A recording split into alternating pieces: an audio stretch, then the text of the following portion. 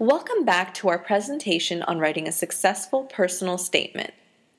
This is the third part of this presentation, and in this section we're going to review the questions that we introduced in section 2. There are 4 questions we suggest that every personal statement should attempt to answer in order to be comprehensive. As you may recall from section 2, the first question that we suggested you try to answer in your personal statement is why you want to pursue medicine, dentistry, pharmacy, or any other health profession of your choice. When it comes to answering this question, there are 2 sub-questions that you need to answer in order to thoroughly be able to answer the question. The first sub-question is, how did you become interested in this profession? And the second sub-question is, what aspects of the profession do you currently enjoy? In terms of how you became interested in this profession, discuss how your upbringing, your personal experiences, and the experiences that you've had in college through volunteer work, etc., have made you interested in the field that you want to pursue. As we mentioned, you also want to talk about what aspects of the profession you currently enjoy and like.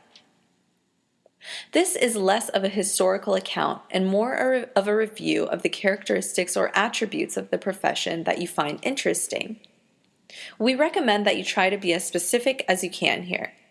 Many students write in their personal statements that they want to be a doctor because they want to help other people, or that they like learning about the human body. These ideas are very broad and general. It would help if you could be more specific about what it is about the medical profession that you like, and come up with a more profound and thoroughly thought out reason for what you like about the medical profession.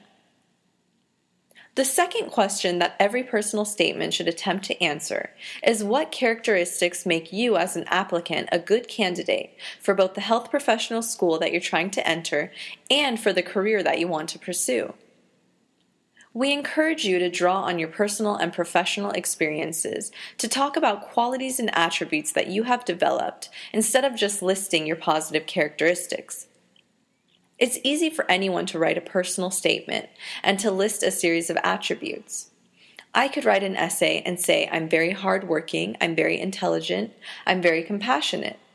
But if I don't show how I've gained these skills, the qualities don't mean as much as if I were able to show how I acquired these skills through my experiences. The third question that you want to focus on is how your understanding of the health profession you are pursuing has evolved through your experiences.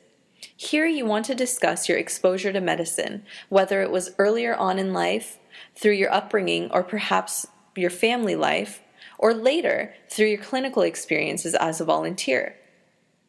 Here, we emphasize that you show the admissions committee that you have a mature and realistic understanding of the profession, not an idealistic one. We frequently see students using phrases like wanting to save lives or doctor saving lives.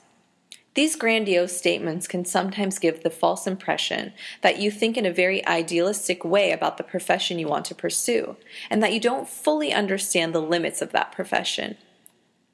In answering this question and referring to your understanding, it's good to use subjective statements. This is generally a good idea in the personal statement. One frequent mistake students make when they talk about dentistry or medicine or another health profession is that they almost provide a lecture-like account of what they think a physician or dentist should be. If you look at these 2 sentences here, the first sentence has a very detached tone. It reads, "A physician must care for his patients and demonstrate sympathy." Whereas the second is a more personal account, and it's more subjective and makes a stronger case. I have learned that as a future physician, I must care for my patients and demonstrate sympathy. The final question is your professional goals and what you hope to accomplish with your degree.